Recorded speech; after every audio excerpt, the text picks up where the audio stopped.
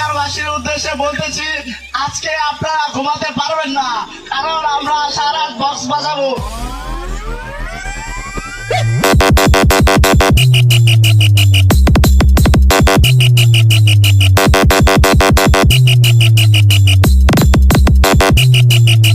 বুকে যদি দম থাকে তো বাহাদুরের সাথে কম্পিটিশন করে দেখা।